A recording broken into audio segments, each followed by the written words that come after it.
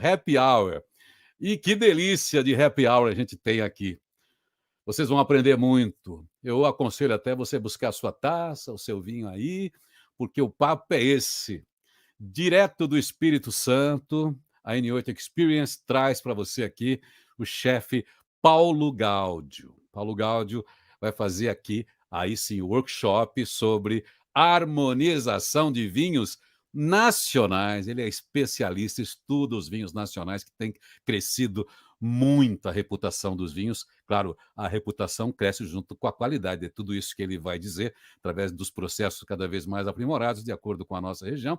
Mas como harmonizar esse vinho nacional com a gastronomia brasileira? Paulo Gáudio aqui vai ficar com você agora. Ele é chefe sommelier formado pela FISAR da Itália, professor de enologia e cozinha avançada. E depois desse workshop de vinhos, também vamos ter show. Então, aguenta aí, participa, escreve, hashtag, vai mandando as perguntas para o chat que a gente leva tudo o que você quiser saber para o Paulo. Paulo, que bom ter você aqui. Vamos falar dessa coisa gostosa e boa aí? Maravilha, Irineu. É um grande prazer estar aqui nesse momento hoje. Happy Hour é o melhor momento todo dia, não é isso? Vocês já trabalharam muito aí, agora é hora de um pouquinho de descontração, não é? Estamos merecendo ouvir você agora, cara. Então, e o melhor happy hour é o happy hour com vinho, com uma boa bebida, né? Poderia ser um vinho, poderia ser uma cerveja, poderia ser uma caipirinha, mas uma boa bebida. E o vinho é aquela bebida que é quase unanimidade, né? O vinho é uma bebida que realmente tem agradado a muitas pessoas, né, no mundo inteiro, além do fato de ser uma bebida extremamente saudável e fantástica para a harmonização. Então, é muito interessante nós começarmos a falar, né, levando a palavrinha-chave desse momento, que é a palavra prazer. Nós estamos aqui com o propósito. O propósito desse happy hour e desse momento é o prazer. Trazer para nós e levar aqueles amigos e conhecidos a maior quantidade de prazer possível. O prazer mais intenso que pudermos sentir e levar aos amigos, não é isso? E o vinho é essa bebida. É a bebida do prazer, é a bebida da satisfação, é a bebida do júbilo, da comemoração, é a bebida de todos os momentos e, por que não, também da harmonização. E na harmonização, o vinho aparece de uma forma muito especial. Por que eu digo que é de uma forma muito especial? Porque eu costumo dizer que de todas as bebidas existentes, o vinho é a única bebida que, para quaisquer prato que exista, sempre vai existir um vinho para harmonizar, Irineu. Não existe dizer que, não, tem um prato que é muito difícil de harmonização, não tem vinho que harmoniza com esse prato. Tem. Isso eu garanto, eu assino embaixo, quaisquer que seja o prato, sempre teremos um vinho para sua harmonização. Mesmo que ela não seja uma harmonização glamurosa, mas que vai ser uma harmonização saudável, agradável, descontraída e levando a maior quantidade de prazer para quem está degustando. Então, a historinha do vinho começa por aí, né, por ser essa bebida que leva a maior quantidade de prazer às pessoas. E quando falamos de harmonização, é isso.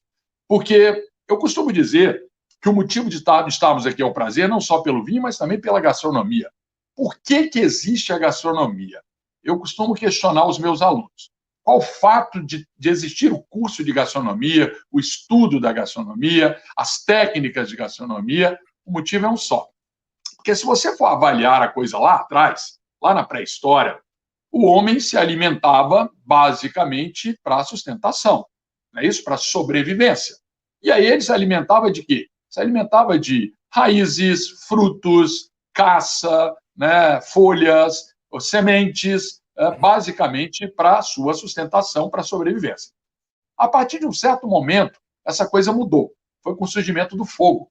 Quando surgiu o fogo, neste momento, algum alimento que estava ali próximo ao fogo deu uma leve tostadinha, uma queimadinha, uma cocção, uma cozinhadazinha, e aí o homem comeu aquele alimento e sentiu que estava diferente, que estava mais prazeroso, e que, dependendo do tempo que ficava naquele fogo, mudava o sabor e trazia sabores diferentes. Ele percebeu que ele poderia ter uma refeição mais prazerosa.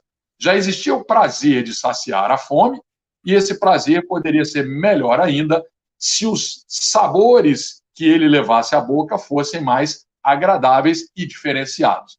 E aí surge a gastronomia, desde lá da pré-história. A partir daí, os homens começaram a desenvolver técnicas de cocção, de corte, né, de manuseio do alimento básico, né, com um propósito único: trazer a si próprio e aos seus convidados a maior quantidade de prazer. E quando ele faz, né, essa ligação, quando ele alia, né, a comida à bebida, ele também busca na bebida uma bebida mais prazerosa, claro, né? A bebida também é um alimento, e esse alimento pode também ser mais prazeroso. E a historinha do vinho, Irineu, vem de lá de trás também. Por quê? Ninguém tem certeza, mas é muito provável que tenha acontecido dessa forma. O homem pré-histórico, ele tinha a preocupação de proteger o seu alimento contra os seus opositores, os seus concorrentes, né? E as intempéries da natureza, o frio, o gelo, o sol, o calor, a chuva, né? E ele costuma guardar os seus alimentos. Então, a uva, por exemplo, ainda tem a questão da sazonalidade, porque a uva, ela tem a sua safra e depois vai ficar um ano para vir de novo a uva, né? Então, o homem colheu a uva e guardou lá na caverna. Colocou lá aquele amontoado de uva, o máximo que ele pôde, para evitar que os pássaros, os outros animais concorrentes fossem buscar, guardou ali bonitinho. E aí, quando ele deixou aquela uva numa montanha muito grande, né, houve o rompimento dos bagos que estavam mais embaixo pela razão da gravidade. O peso das uvas de cima romperam os bagos, a levedura que está ali em volta, estava ali em volta da casca da uva, aquele esbranquiçadozinho, né, que estava ali inerte, ela, percebendo a presença de açúcar, ela começou o seu metabolismo. E no metabolismo da levedura, ela transforma o açúcar em álcool e surge aquele néctar.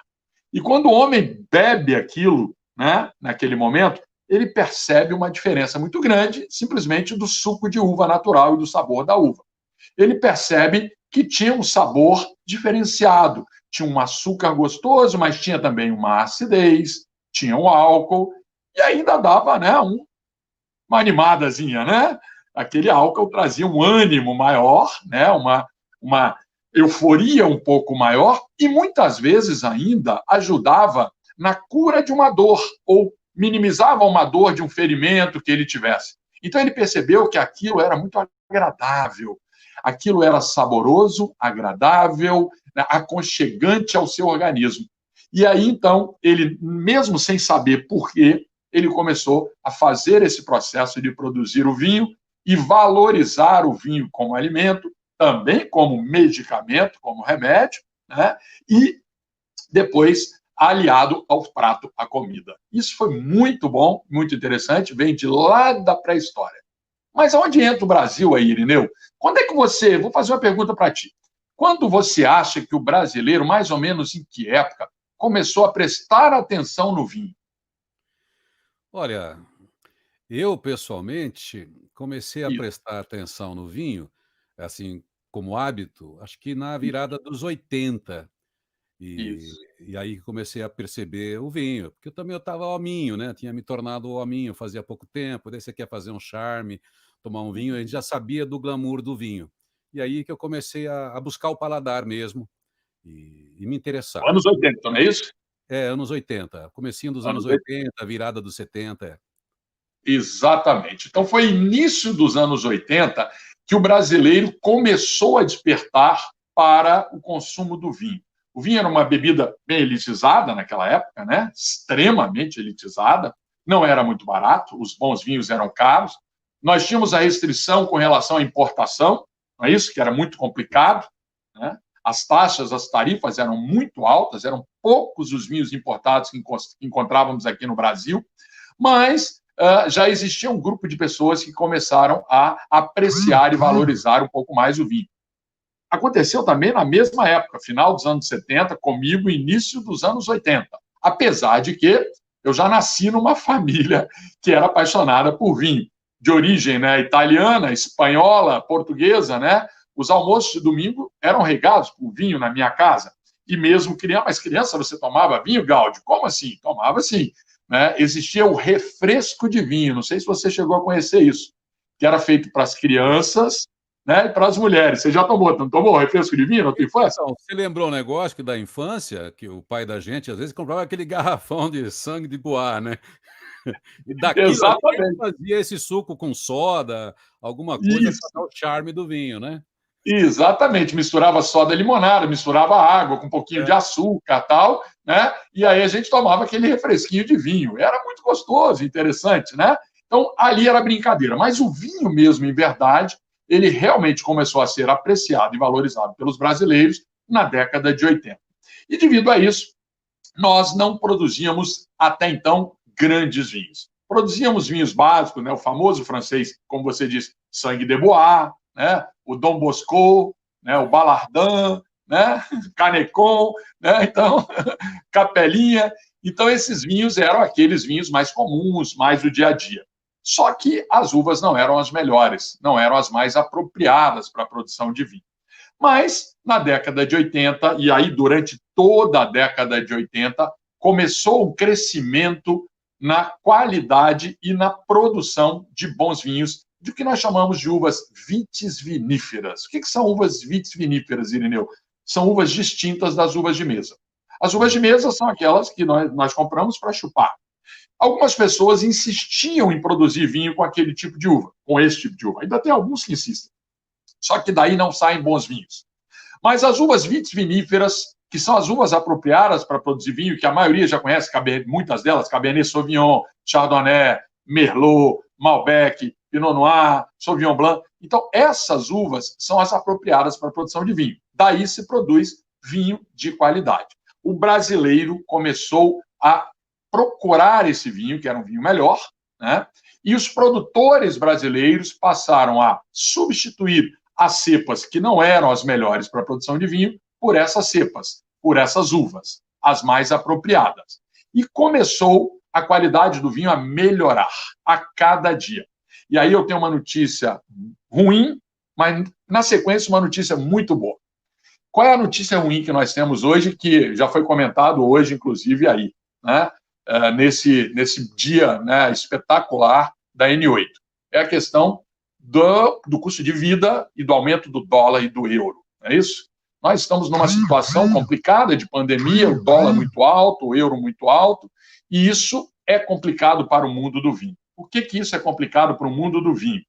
Porque a maioria dos vinhos consumidos no Brasil são importados.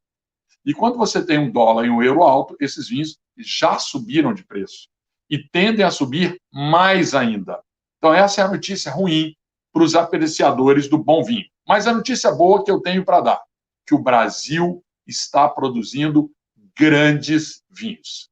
O Brasil cresceu assustadoramente em volume e principalmente em qualidade.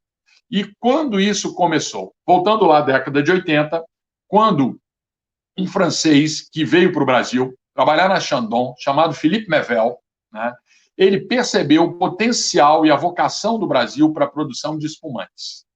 E aí, então, nós começamos a produzir belos espumantes. Então, podemos dizer que na década de 80, final da década de 80, já tínhamos grandes espumantes produzidos no Brasil, concorrendo com grandes espumantes do mundo, e alguns brancos que já apareciam com uma boa qualidade. E alguma coisinha de um tinto ou outro. Com o passar do tempo, o brasileiro foi encontrando o seu perfil.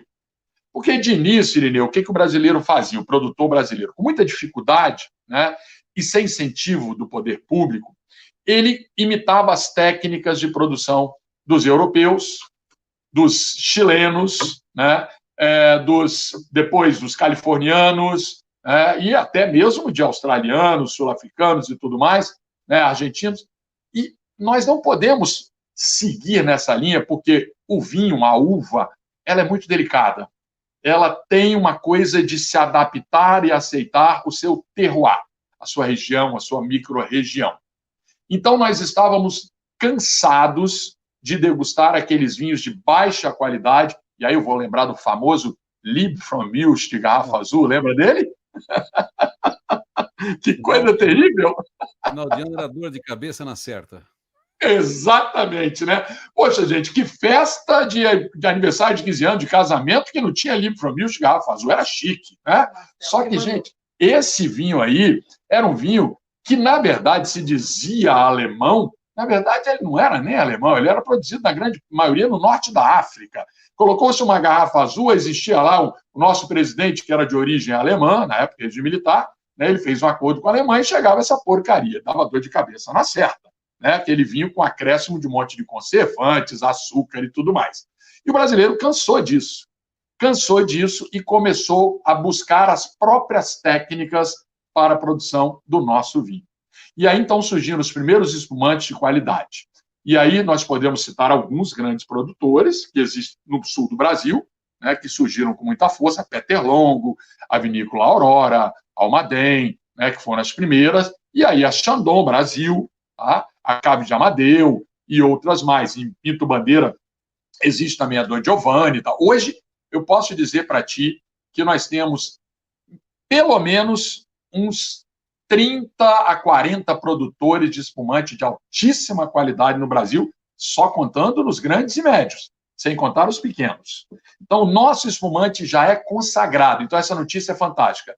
Irineu, o Brasil produz hoje o melhor custo-benefício ou melhor qualidade-preço de espumante do mundo. Eu digo do mundo. Quando você fala qualidade-preço, né, custo-benefício, não existe espumante melhor do que o nosso. Eu tenho um cunhado que é francês, minha irmã é casada com um francês. E ele é da Normandia, mas tem amigo em Champagne, e que produz vinho, produz champanhe. E ele costuma dizer assim, cunhado, eu vou dizer uma coisa para você. Nós produzimos o champanhe, o melhor vinho do mundo. Isso é indiscutível. Aquela coisa de francês, né? Mas ninguém produz um espumante tão fresco, tão frutado e tão agradável ao paladar do que vocês. O francês não sabe produzir um espumante de preço bom e que seja super agradável, que tome a boca, que harmonize bem com o prato, não sabe. O francês só sabe produzir grandes champanhes, grandes espumantes. Os champanhes ou os grandes cremants. Agora, esse espumante, para o clima de vocês, não tem melhor no mundo. E aí, então, começaram a surgir os brancos, né, de alta qualidade, e depois os tintos. Agora, o brasileiro está produzindo grandes tintos, encontrando as uvas no seu terroir. Então, vamos falar de algumas regiões produtoras de grandes vinhos aí no Brasil. Vamos lá. Rio Grande do Sul, e aí nós temos a Serra Gaúcha, a Serra do Sudeste, a região de Campanha. Nós temos a Serra Catarinense, que agora está arrebentando os famosos vinhos de altitude, acima de 1.000 metros de altitude, 1.100, 1.200, 1.400, até 1.500 metros de altitude, vinhos excelentes, né? Temos o Vale do São Francisco, que é um vinho diferente, né? Um vinho de 2 safras por ano, não é um vinho muito complexo, mas é muito agradável para o consumo do dia a dia, que o brasileiro se reinventa e se reinventou e conseguiu produzir vinho no Vale de São Francisco, olha que coisa maravilhosa, né? E agora, na região sudeste, nós temos aqui, né, no Espírito Santo, na região de Santa Teresa, no Vale do Tabocas, um belo vinho. Temos em São Paulo, em Minas, região de Andradas, e até no estado de Goiás, que é uma técnica diferente chamada de poda invertida, que consegue dar uma enganadinha na videira e adaptar o nosso clima e terroir para produzir vinhos muito interessantes e de alta qualidade. E aí, então, eu costumo dizer que esse é o grande momento. É o momento do brasileiro acreditar no vinho nacional, acreditar que o vinho brasileiro é bom, não precisa ter medo, busque aqueles que são, né, o que te agrada mais, a uva que te agrada mais, né, aquele estilo de vinho que te agrada mais, tá? Mas não deixe de valorizar o vinho nacional. Não deixe de comprar um bom vinho brasileiro por R$50 para comprar um chileno ou um argentino, sem menosprezar os chilenos ou argentinos ou portugueses, de R$30 ou R$40. Vale a pena você pagar R$10, R$20 a mais em um vinho nacional que você vai ter certeza que vai ter boa qualidade. Eu posso mostrar aqui alguns exemplos. Vamos lá. Espumante. Está aqui, ó, um belíssimo espumante, tá? Da Vinícola Monte Pascoal, Dedicato, método tradicional, ou método champenoise, que é um método francês, maravilhoso, tá? Produzido na Serra Gaúcha. Temos aqui da Vinícola Pericó, tá? É um Pericó Brut Nature, muito bom, rosé, espumante maravilhoso, tá? Vamos colocar aqui da Serra Catarinense, vamos colocar aqui um vinho de uma vinícola pequenininha, né, Zanella Bach, né, um branco da uva Sauvignon Blanc, que eu vou falar dele daqui a pouquinho, muito interessante. Também ainda da Serra Catarinense, continuando, para fechar, está aqui o Leopoldo, da vinícola Urupema, um Cabernet Sauvignon com Merlot, um blend que também é espetacular, né? Aqui na Serra Gaúcha, para mim, uma das vinícolas pequenas que é um grande destaque, Bodega Boutique, Alma Única, da uva Syrah, tá? Que é muito interessante. Excelente esse vinho, gosto muito, com passagem de madeira longa. Da vinícola Dalpisol, da uva Ancelota, um belíssimo vinho também, tá aqui. Aqui, ó, uma vinícola que já é uma vinícola grande, o Pisato DNA, da vinícola Pisato, basicamente uva Merlot também, de altíssima qualidade, esse vinho é premiadíssimo, tá? E aqui agora, um Monte Pascoal Dedicato, também da vinícola Monte Pascoal, da uva Merlot. E eu queria finalizar com esse, vou degustar um vinho, vou pedir minha esposa para buscar, né, para falar de uvas. Qual é a grande uva produzida no Brasil? Das uvas tintas, a uva Merlot.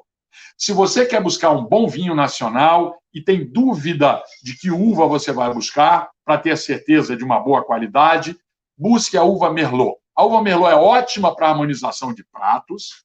A uva Merlot é uma uva que traz vinhos que podem ser mais elegantes, mas também podem ser mais estruturados quando passagem em madeira. Mas, Gáudio, eu não gosto muito de Merlot. Eu gosto de Cabernet Sauvignon. Não tem problema. Tem excelentes vinhos, como eu mostrei aqui, de Cabernet Sauvignon, né, da Serra Catarinense, o Leopoldo. Uva Syrah, né, que também é uma uva que tem se adaptado muito bem, né, no nosso clima, e aí na Serra Gaúcha. E alguns vinhos brancos também, a uva Sauvignon Blanc, que está muito bem também na Serra Catarinense. Tá? Ancelota, que também achou o seu terroir, e eu vou degustar um vinho de uma uva portuguesa, chamado Touriga Nacional. E o que nós podemos falar de harmonização? Irineu, vamos falar de harmonização, que para aproveitar o nosso tempo o máximo possível, que as pessoas devem estar preocupadas com relação a isso. Comecemos com o nosso principal prato. Principal prato da gastronomia nacional, feijoada. As pessoas sabem que a harmonização da feijoada com a caipirinha é a ideal.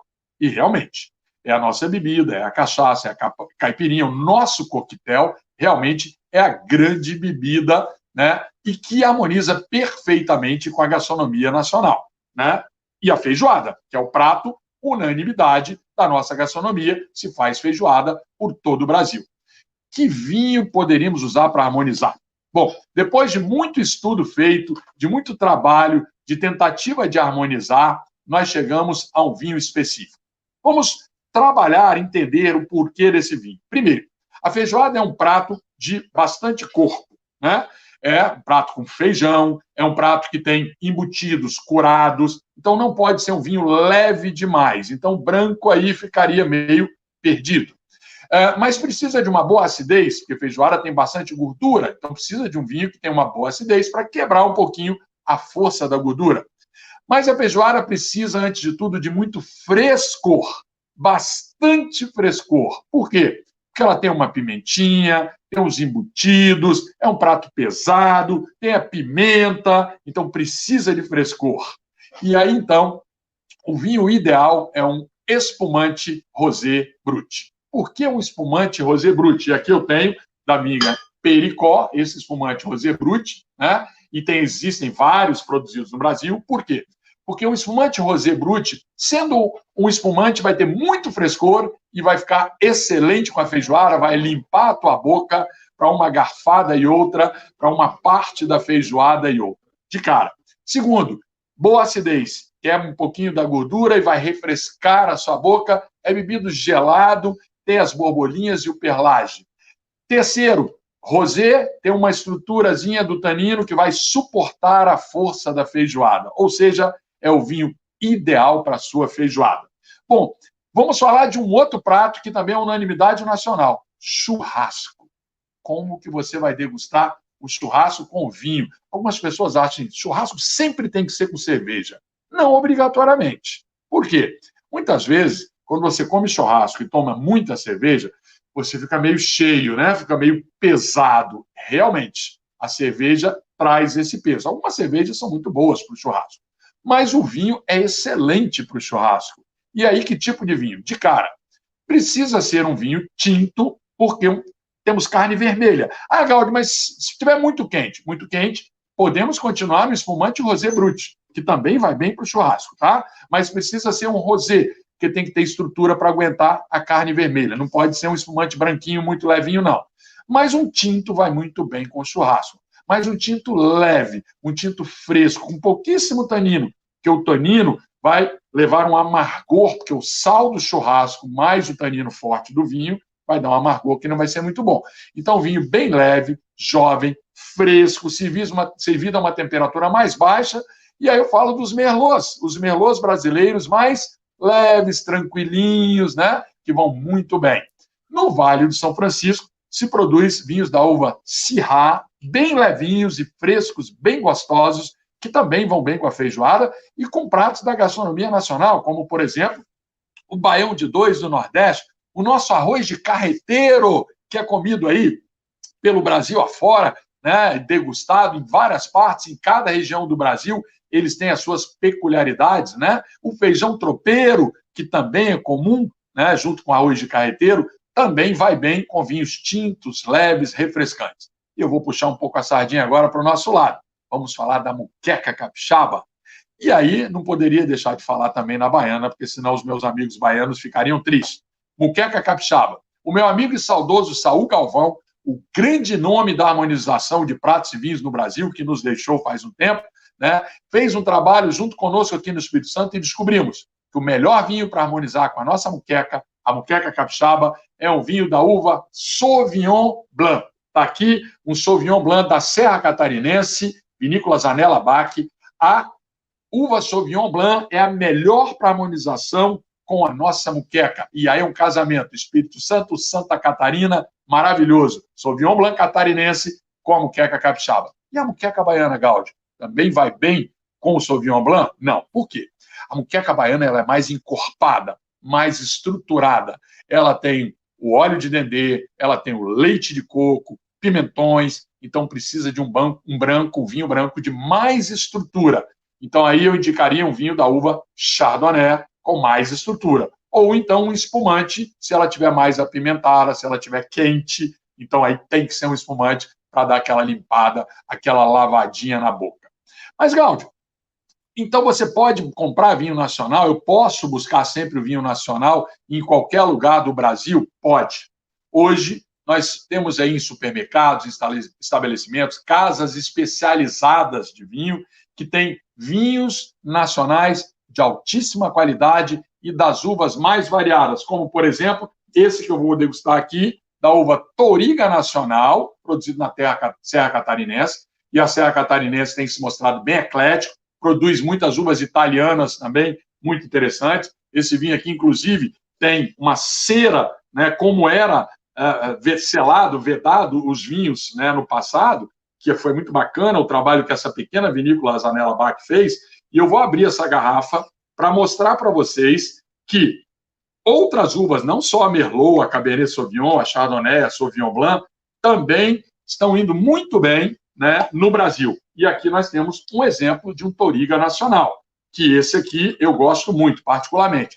E aí tem as uvas também italianas, como eu mostrei aqui, um Dalpisol da uva Ancelotta, a uva Sangiovese e várias outras uvas que têm se dado muito bem no solo brasileiro.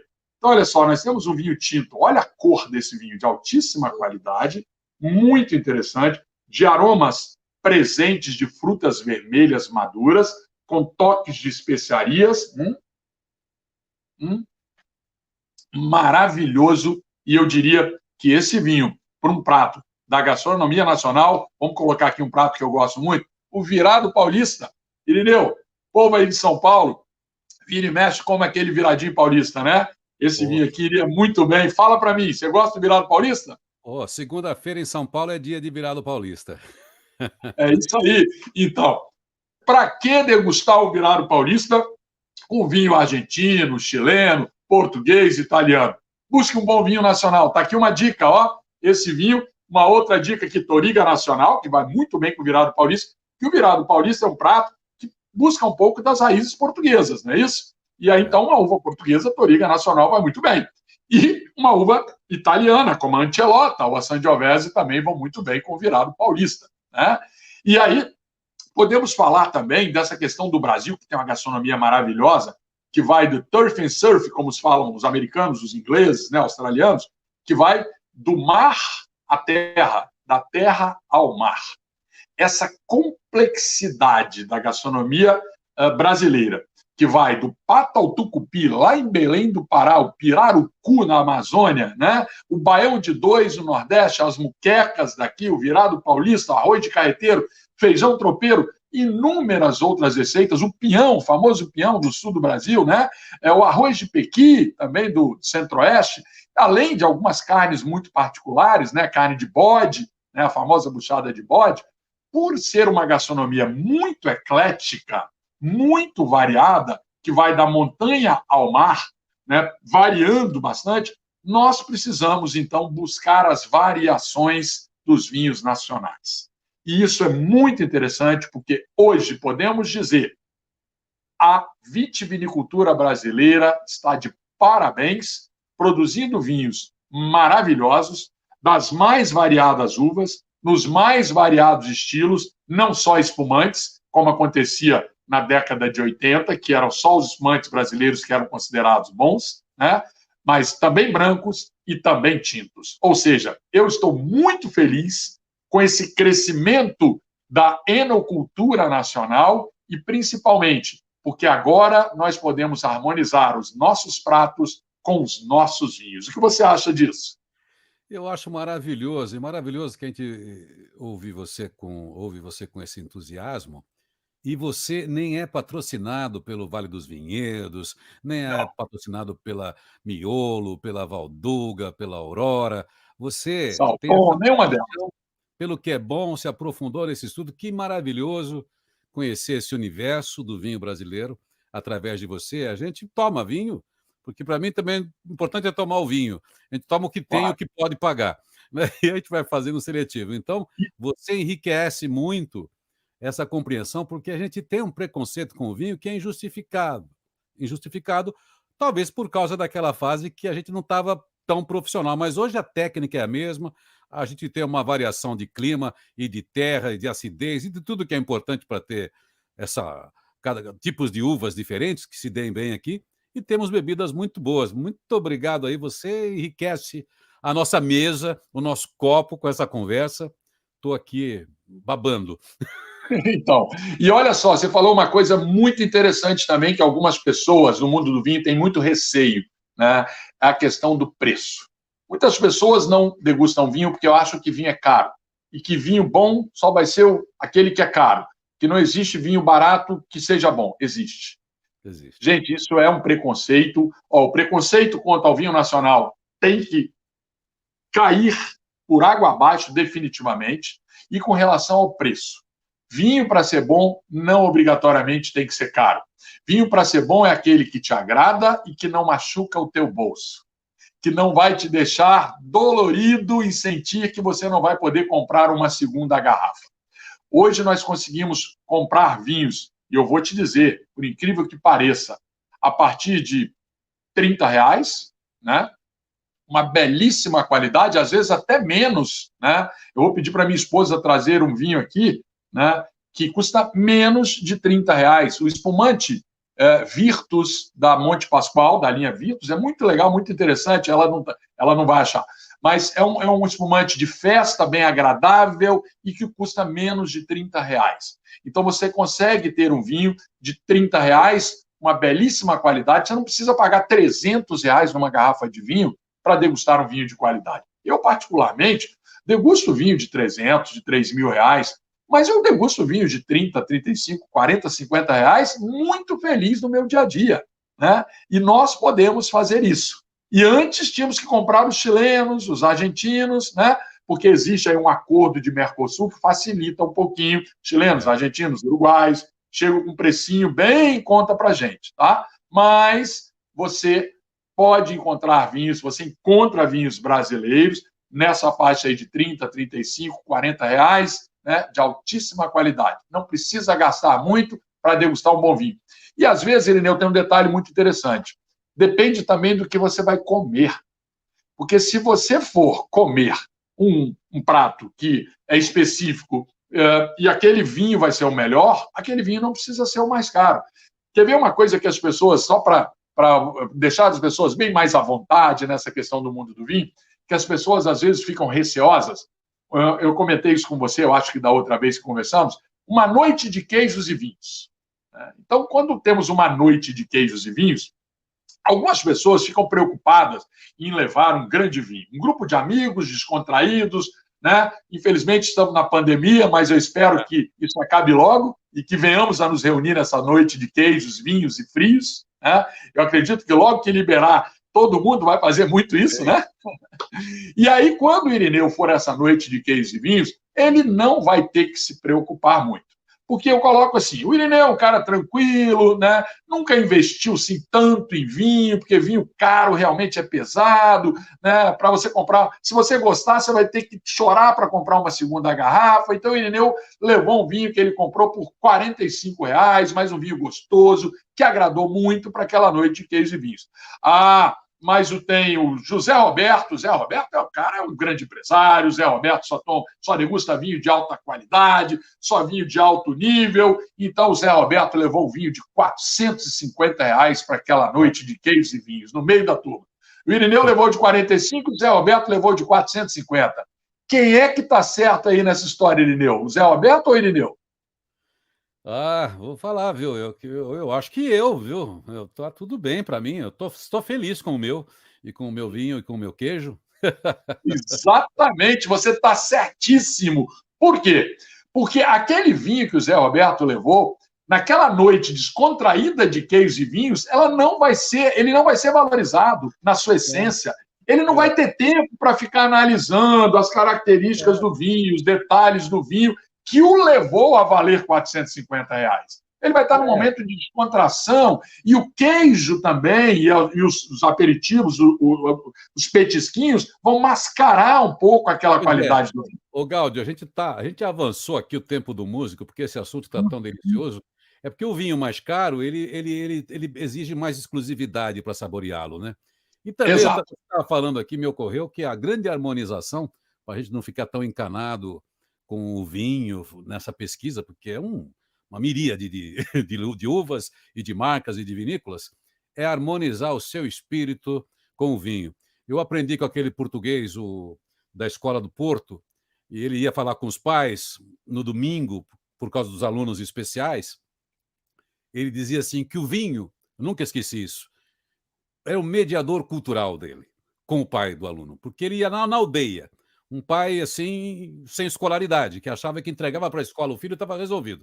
Ele é um professor, um educador, mas ele precisava conectar a família, e se ele fosse falar com o seu Manuel, com o seu Joaquim lá na aldeia, e não aceitasse o vinho que ele produz lá, ele não teria conexão. Então ele sentava, depois chegava um momento que os dois estavam equilibrados, daí sim ele conseguia uma conexão para dizer o esforço que tinha que fazer para cuidar do filho. Então o vinho é um mediador cultural, de qualquer maneira. Mas, Gáudio, eu quero agradecer em nome da Natasha Vieira, da N8 Produções e toda a equipe.